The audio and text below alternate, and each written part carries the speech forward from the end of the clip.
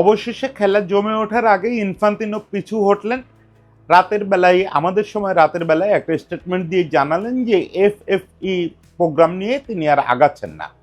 মানে ফিফার যে কমার্শিয়ালাইজেশনের কথা চলতেছিল, ফিফার সমস্ত লাভজনক অংশ, টিকিট বিক্রি, টেলিভিশন সম্প্রচার, স্বত্ব বিক্রি, এগুলোকে একটা কর্পোরেশনের আওতায় এনে সেই কর্পোরেশনটায় ব্যক্তিগত ইনভেস্টমেন্ট, বেসরকারি ইনভেস্টমেন্ট নেওয়ার যে প্ল্যান ছিল সেখান থেকে তারা সরে আসছেন। ফিফা সরে আসছে বা ইনফান্তিনো সরে আসছে। মূলত উয়েফার প্রচণ্ড বিরোধ, বয়কটের হুমকি এবং কনকাকাফের যে রিজেকশন, যে না আমরা সবাই না ভোট দেবো, এএফসির রিজেকশন, সব মিলাই ইনফান্তিনো এই খেলা থেকে সরে আসছেন। তিনি বলছেন যে আমি সবসময় চাইছি যে একমত হয়ে আমরা আগাবো, সেটা যেহেতু হতে পারি না, এই প্রস্তাব নিয়ে আমরা আর আগাবো না। কিন্তু ব্যাপারটা কি এত সরল আর থাকলো? এই যে কিছুদিন আগে পর্যন্ত মনে করা হচ্ছিল যে ইনফান্তিনো আগামী মার্চের ইলেকশনে দাঁড়ালেই পাশ করে যাবেন, চতুর্থবারের মতো দাঁড়ালেই পাশ করে যাবেন, কারণ তার তেমন কোনো প্রতিদ্বন্দ্বী নাই। ইতিমধ্যে প্রায় 100টা দেশ প্রকাশ্যে ইনফান্তিনোকে সমর্থন দিয়েছিল। এই বিশ্বকাপের আগের যে চিত্রটা, এটা কি আর থাকলো?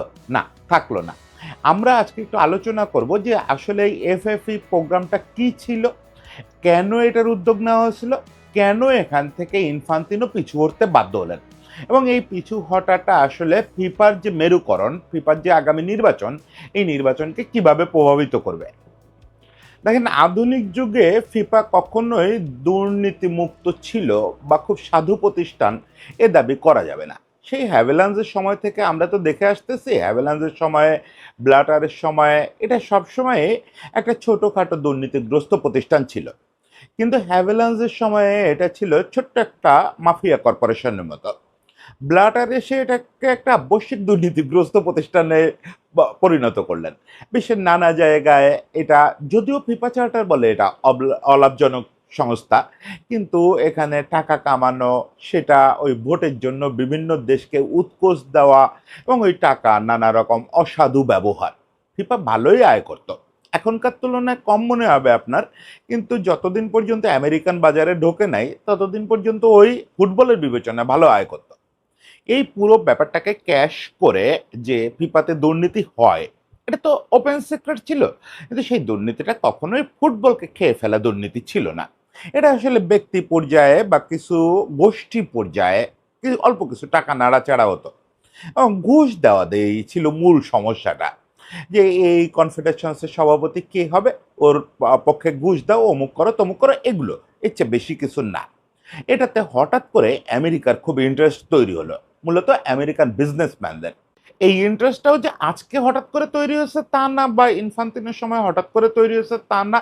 এটা 90s শুরু থেকেই আমেরিকান যে অলিগার্করা, তারা চিন্তা করে যে আমেরিকায় তো যে কোনো স্পোর্টস আপনি যদি ঢুকাতে পারেন, আমি কালকেও আমার ছেলেকে বোঝানোর জন্য বলতেছিলাম যে পৃথিবীর যে কোনো জায়গায় 1000 ভিউয়ার বা 1 কোটি ভিউয়ার হওয়া আর আমেরিকায় 1000 ভিউয়ার হওয়া একই কথা, যদি আমেরিকানদের মধ্যে সেই ভিউয়ারটা পাওয়া যায়, কারণ ওদের ক্রয় ক্ষমতা মারাত্মক বেশি। ওদের ওখানে বিজ্ঞাপনদাতাদের খরচ করার ক্ষমতা অনেক বেশি। ওখানে বিজ্ঞাপনদাতা কারা? রোলেক্স, অ্যাপেল, এই জাতীয় প্রতিষ্ঠান। ফলে ওই মার্কেটে ঢুকতে পারলে আপনি মোটামুটি দর্শক নিয়েও পৃথিবীর সবচেয়ে ধনী খেলায় পরিণত হতে পারবেন, যেটার উদাহরণ বাস্কেটবল, এনএফএল, সবাই আছে। বিলিয়ন বিলিয়ন ডলার ওড়ে এখানে। সেই মার্কেটটায় ঢোকার জন্য ফিফাকে দিয়ে, ফুটবলকে দিয়ে 90s থেকে চেষ্টা করা হচ্ছে। কিন্তু এবার একটা ডেসপারেট চেষ্টা শুরু হলো। সেই চেষ্টা থেকেই কিন্তু আসলে ব্ল্যাটারকে সরানো হলো। আপনাদের যদি মনে থাকে, ব্ল্যাটারকে সরানোর প্রক্রিয়াটা শুরু হয়েছিল কিন্তু এফবিআইকে দিয়ে। আমেরিকান একটা প্রতিষ্ঠান, গোয়েন্দা সংস্থা, তারা তদন্ত করে ব্ল্যাটারের বিপক্ষে এবং প্লাতিনির বিপক্ষে একগাদা দুর্নীতির অভিযোগ আনলো, যেগুলো সব সত্যি ছিল, এবং সেই অভিযোগে তাদের অপসারণ করানো হলো।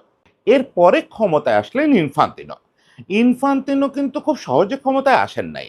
ব্লাটার গোষ্ঠী থেকে তখন নির্বাচন করছিলেন এই যে সালমান বিন ইব্রাহিম খালিফা, বাহরাইনের খালিফা পরিবারের সদস্য। উনি মাত্র 3 ভোটে হেরে গেছিলেন ইনফান্তিনোর কাছে। এত তোড়জোড় করার পরেও, মানে পুরো আমেরিকান ওয়েট ইনফান্তিনোর ওপরে ছিল, তারপরেও মাত্র 3 ভোটে সালমান সাহেব হেরে গেছিলেন।